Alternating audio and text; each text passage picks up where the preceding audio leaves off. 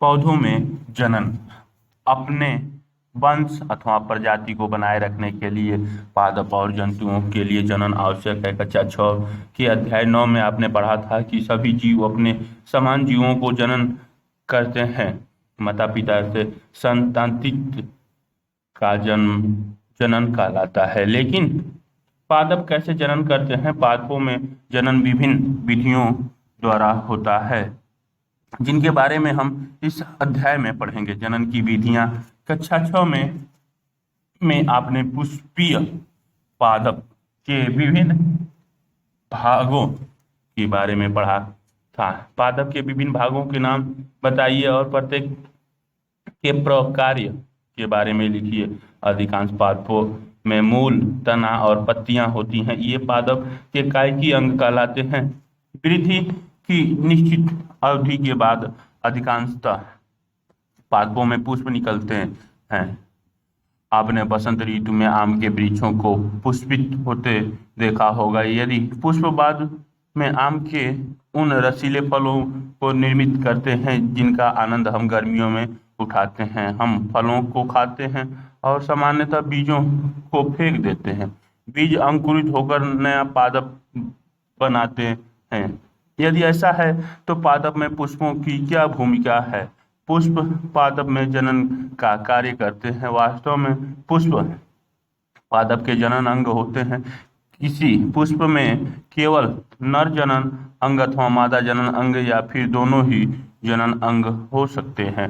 पादप अनेक विधियों द्वारा अपने संतति उत्पन्न करते हैं। इनमें जनन दो प्रकार से होते हैं, लैंगिक जनन और अलैंगिक जनन।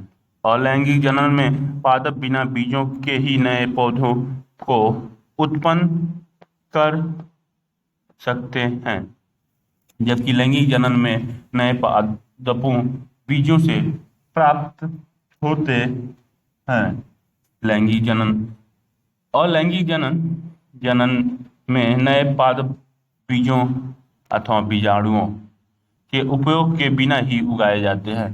पहले यह समझती थी कि नए पादप सदैव बीजों से ही उगते हैं, लेकिन उसने कभी गन्ना, आलू और गुलाब के बीज नहीं देखे थे। वह जानना चाहती थी कि ये पादप कैसे जनन करते हैं। कायिका प्रवर्धन यह एक प्रकार का अलैंगिक जनन है जिसमें पादप के मूल, तने, पत्ती अथवा कली, मुकुल जैसे किसी कायिका अंग द्वारा नए पादप प्राप्त किया जाता है। चूंकि जनन पादप के कायिकी भागों से होता है, अतः इसे कायिकीय प्रवर्धन कहते हैं। क्रियाकलाप 12.1 गुलाब अथवा चंपा के पौधों की एक शाखा को उसकी पर्व संधि से काटिए। पर्व संधि तने या शाखा का वह भाग है जहां से पत्ती निकलती है। चित्र 12.1 शाखा के इस टुकड़े को कर्तन या कलम कहते हैं। अब कलम को मिट्टी में दबा दीजिए। कलम को प्रतिदिन पानी दीजिए और इसकी वृद्धि को देखिए। नोट कीजिए कि जड़, मूल के निकलने और नई ये पर्व संधि, बीच में गुलाब ये अक्ष की जुड़ी कलिका, किसी गुलाब के तने की कलम से जनन। पत्तियों के निकलने में कितने दिन लगे? इस क्रियाकलाप को जल से भरे पात्र में मिनी प्लांट का पौधा उगाकर दोहराइए और अपने परीक्षणों को नोट कीजिए। आपने पुष्पकालिकाओं से पुष्पों को खिलते देखा होगा। पुष्पकालिकाओं के अतिरिक्त पत्तियों के कच्चे पत्ती के पर्व संधि से जुड़वा का बिंदु में भी कालिकाएं मुकुल होती हैं। ये कालिकाएं परोहों, अंकुरों के रूप में विकसित होती हैं और कायिकीय कालिकाएं कहलाती हैं। चित्र 12.2 कली में एक छोटा तना होता है जिसके चारों ओर अपरिपक्व पत्तियां एक ये आलू के बीच में आंख दिखाते आलू की आंख से अंकुरित होता पादप चित्र 12.2 में दिखाया के ऊपर अध्यारोपित रहती है। काई कालिकाएं भी नए पादपों को जन्म दे सकती हैं। क्रियाकलाप 12.2। एक ताजा आलू लीजिए, आवर्धक लेंस की सहायता से इस पर पड़े छत चिन्हों को देखिए। आपको इनमें कालिकाएं या कालिक दिखाई दे सकती हैं। छत चिन्ह को आंख भी कहते हैं।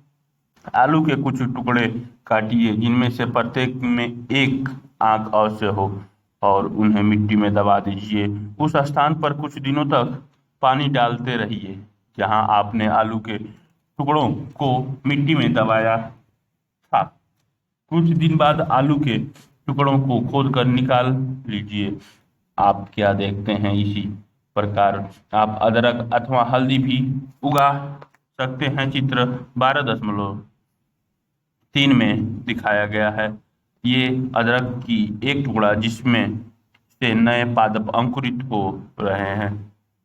ब्रायोफिलम पत्थर चट्टा में पत्तियों के किनारे गर्द की कालिकाएं होती हैं। चित्र 12.4।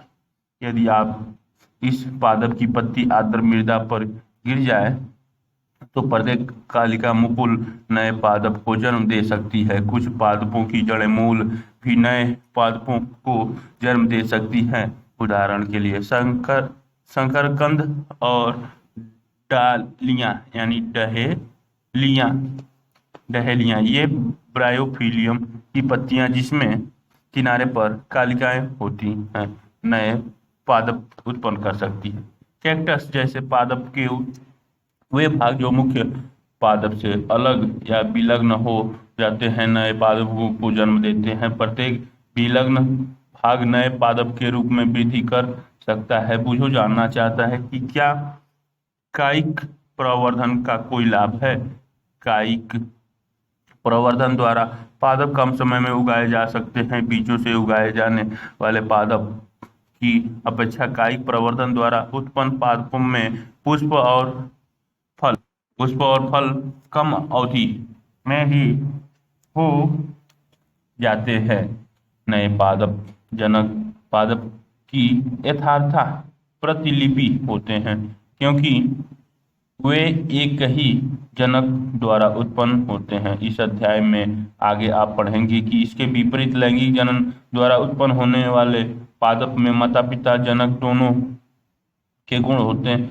लैंगिक जनन के परिणाम स्वरूप पादप बीज उत्पन्न करते हैं। मुकुलन आपने पहले ईस्ट के बारे में पढ़ा है जिसे केवल सूक्ष्मदर्शी द्वारा ही देखा जा सकता है। इनके लिए यदि पर्याप्त पोषण उपलब्ध हो तो ईस्ट कुछ ही घंटों में करके गुणन अर्थात जनन करने लगते हैं। याद रखिए कि ईस्ट एकल कोशिकीय जीव है। आइए हम देखते हैं कि ये जनन कैसे करते हैं। ईस्ट के जनन देखते हैं। क्रियाकलाप 12.3 शिक्षक शिक्षिका द्वारा प्रदर्शित किए जाने के लिए बेकरी से ईस्ट केक अथवा केमिस्ट की दुकान से ईस्ट पाउडर खरीद लें।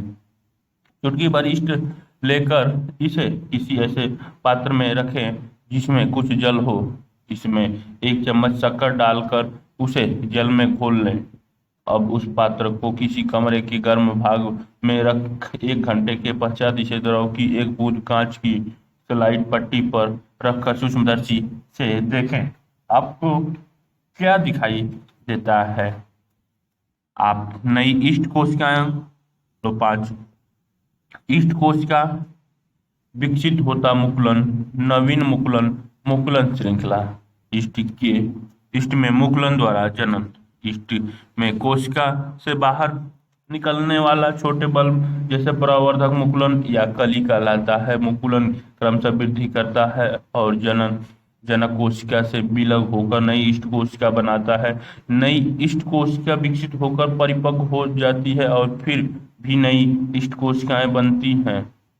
कभी कभी नवीन मुकुलन से नए मुकुलन विकसित हो जाते हैं जिससे एक मुकुलन श्रृंखला बन जाती है। यदि यह प्रक्रम चलता रहे तो कुछ ही समय में बहुत से अधिक संख्या में इष्टकोशिकाएं बन जाती हैं। खंडन आपने तालाबों अथवा ठहरे हुए पानी के अन्य जलाशयों में हरे रंग के अपंकी गुच्छे फिसलनदार तैरते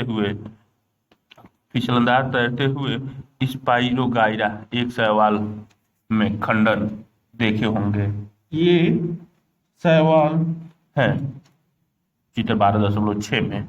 जब जल और पोषक तत्व उपलब्ध होते हैं तो शैवाल वृद्धि करते हैं और तेजी से खंडन द्वारा गुणन यानी जनन करते हैं। शैवाल दो या अधिक खंडों में विखंडित हो जाते हैं। ये खंड अथवा टुकड़े नए जीवों में वृद्धि कर जाते हैं। चित्र 12.6 यह प्रक्रम निरंतर चलता रहता है और कुछ ही समय में शैवाल एक बड़े क्षेत्रों में फैल जाते हैं। बीजाणु निर्माण अध्याय 1 में आपने पढ़ा कि डबल रोटी में वायु में उपस्थित बीजाणुओं से कवक उग जाते हैं। क्रियाकलाप 1.2 को दोहराइए। डबल रोटी पर रुई के जाल में बीजाणुओं को देखिए।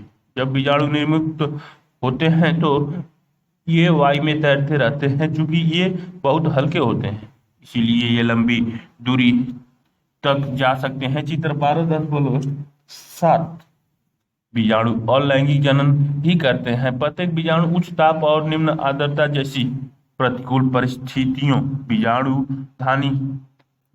और कवक जाल कवक में बीजाणुओं द्वारा जनन। ये बीजाणु धानी पुंज बीजाणुओं उत्पन्न करने वाले क्षेत्र फर्न में बीजाणु द्वारा जनन को झेलने के लिए एक कठोर सुरक्षात्मक आवरण से ढका रहता है। इसीलिए ये लंबे समय तक जीवित रह सकते हैं। अनुकूलन परिस्थितियों में बीजाणु अंकुरित हो जाते हैं और नए जीव में विकसित हो जाते हैं। मांस और फर्न जैसे पादप में भी जनन बीजाणुओं द्वारा होता है। चित्र 12.8 में लैंगिक जनन। पुष्प की संरचना के बारे में आप पहले पढ़ चुके हैं। आप जानते हैं कि पुष्प पादप के जनन अंग होते हैं। पुंकेसर नर जनन अंग होता है और स्त्री केसर मादा जनन अंग होता है। चित्र 12.9 में देख लीजिए। क्रियाकलाप 12.4 सरसों गुलहड़ और पिटूनिया का कोई पुष्प लीजिए और इसके जनन अंगों को पृथक कीजिए। पुंकेसर और स्त्री केसर के विभिन्न भागों का अध्ययन कीजिए। ऐसे पुंकेसर जिनमें या तो केवल पुंकेसर अथवा केवल स्त्री केसर उपस्थित होते हैं एक लिंगी पुष्प कहलाते हैं। जिन पुष्पों में पुंकेसर और स्त्री केसर दोनों ही होते हैं वे द्विलिंगी पुष्प कहलाते हैं। मक्का, पपीता और ककड़ी या खीरे के पौधे में एक लिंगी पुष्प होते हैं, जबकि सरसों, गुलाब और पिटूनिया के पौधे ये परागण कोष तंतु पुंकेसर ये वार्तिका बीजांड और अंडाशय पुष्टि केसर है। जनन अंग में द्विलिंगीय पुष्प होते हैं। नर और मादा एक लिंगीय पुष्प दोनों एक ही पादप पर उपस्थित हो सकते हैं अथवा भिन्न पादप पर पाए जा सकते हैं। क्या आप पुंकेसर में पराग कोष और तंतु को पहचान सकते हैं? चित्र 12.9 पराग कोष में परागण होते हैं जो नर युग्मों को बनाते हैं। स्त्री केसर में वार्तिका और अंडाशय होते हैं। अंडाशय में एक या अधिक बीजांड होते हैं। मादा युग्मक अथवा अंडा का निर्माण बीजांड में होता है। चित्र 12.9 लैंगिक जनन में नर और मादा युग्मों के युग्मन से युग्मनज बनता है। बूझो जानना चाहता है कि परागकण में उपस्थित नर युग्म किस प्रकार बीजांड में उपस्थित मादा युग्म तक पहुंचता है। परागण सामान्यतः परागकणों में दृढ़ सुरक्षात्मक आवरण होता है जो उन्हें सूखने से बचाता है। क्योंकि परागकण हल्के होते हैं अतः वह वायु अथवा जल द्वारा बहाकर ले जाए जा सकते हैं। पुष्पों पर बैठने वाले कीटों के शरीर पर परागकण चिपक जाते हैं। जब कीट उसी प्रकार के किसी अन्य पुष्प बुझो जानना चाहता है कि पुष्प सामान्यतः इतने रंग बिरंगे और सुगंध युक्त क्यों होते हैं, क्या ऐसे कीटों को आकर्षित करने के लिए होता है, पर बैठते हैं तो पुष्प के वार्तिकाग्र पर कुछ परागकण गिर जाते हैं। परागकणों का परागकोश से पुष्प के वार्तिकाग्र पर स्थानांतरण परागकण कहलाता है। यदि परागकण उसी पुष्प के वार्तिकाग्र पर गिरते हैं तो इसे स्वयं परागण कहते हैं। चित्र 12.10 जब वार्तिकाग्र और पुष्प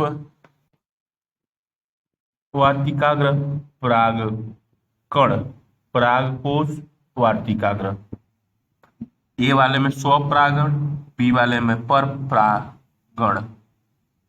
परागण पुष्पों में परागण, पुष्पों के परागकण उसी पादप के किसी अन्य पुष्पों के वर्तिकाग्र पर गिरते हैं तो इसे पर परागण परागण कहते हैं। चित्र 12.10 और बी।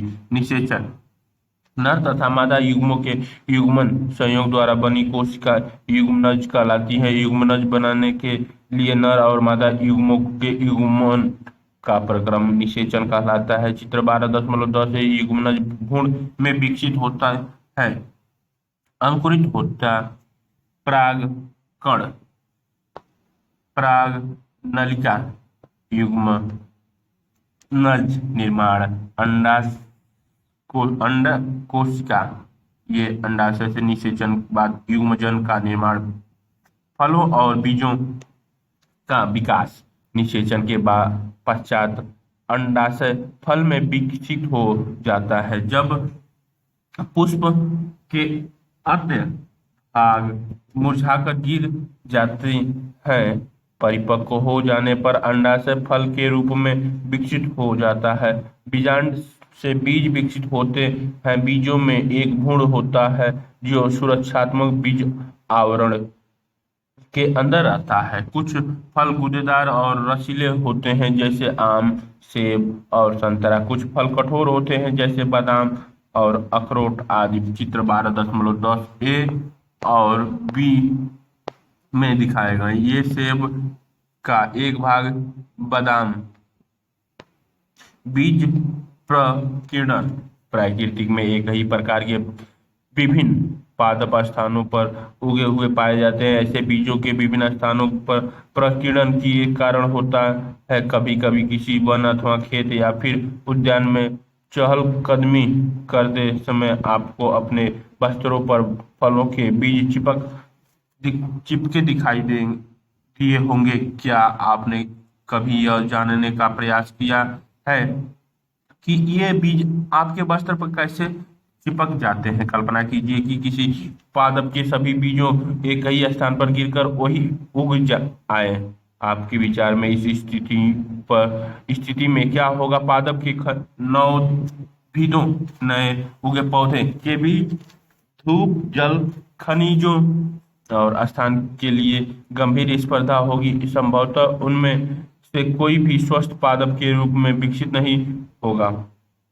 पादपों को बीजों के प्रकीर्णन से लाभ होता है। इससे एक ही प्रकार के पादप के नवोदितों में सूर्य के प्रकाश, जल और खनिजों के लिए परस्पर स्पर्धा की संभावनाएं कम हो जाती है। प्रकीर्णन पादप को व्यापक क्षेत्र में वितरित होने में सहायता होता है ताकि वे नए आवासों में अपनी पकड़ बनाने में समर्थ हो सके। ये बीज पंख, सहेजनी, ड्रमस्टिक और द्विफल में पिल के बीज ए और बी में दिखाए गए हैं। प्राकृतिक में पादप के फलों और बीजों का प्रकीर्णन पवन, जल और जंतुओं द्वारा होता है।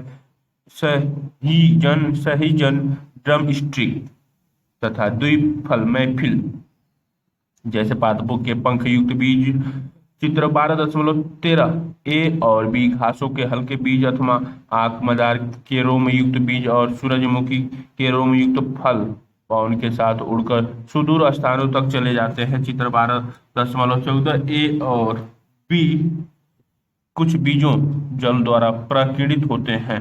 ऐसे बीजों अथवा फलों के आवरण स्पंजी अथवा तंतुमय होते हैं ताकि वे जल में प्लवन तैरते हुए एक स्थान से दूसरे स्थान तक जा सके। उदाहरण के लिए नारियल। कुछ बीजों जंतुओं द्वारा प्रकीर्णित होते हैं, विशेष रूप से कंटकी कांटेदार बीज। उनमें हुक जैसी संरचनाएं होती हैं जिससे बीज जंतुओं के शरीर से चिपक जाते हैं और दूरस्थ स्थानों तक ले जाते हैं। ए वाले में सूरजमुखी के रोम युक्त फल और बी वाले में मदार आग के रोम युक्त बीज दिखाए जाए जाते हैं। उदाहरण के लिए यूरेना और जेंथियम। चित्र 12.15 में दिखाई गई जेंथियम। कुछ पौधों के फल झटके के साथ फट जाते हैं जिससे उनके अंदर स्थित बीज प्रकीर्णित हो जाते हैं। बीज जनक पादप से दूर जाकर गिरते हैं।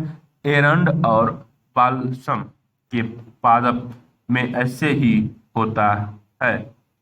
प्रमुख शब्द लैंगिक जनन, मुकुलन, भ्रूण प्रकीर्णन, निषेचन, खंडन, युग्मक, बीजांड, परागण, लैंगिक जनन, बीजाणुधानी, परागकोश, कायिका प्रवर्धन, युग्मनज, परागकण, स्त्री केसर, पुकेसर।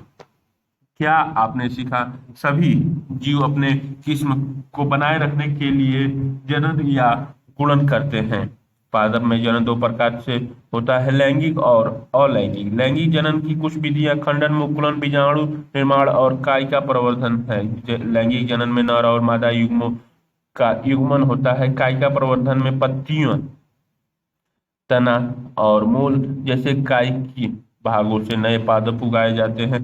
पुष्प पादप का जनन अंग है। एक लिंगी पुष्प में या तो नर अथवा मादा जनन अंग होते हैं। द्विलिंगीय पुष्प में नर और मादा जनन अंग दोनों ही होते हैं। नर युग्म पराग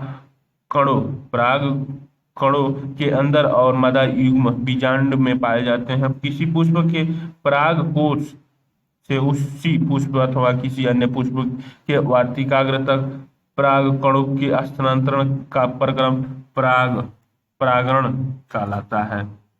परागण दो प्रकार का होता है, स्वपरागण और परपरागण। स्वपरागण में परागकण पराग कोश से उसी पुष्प के वर्तिकाग्र पर स्थानांतरित होते हैं।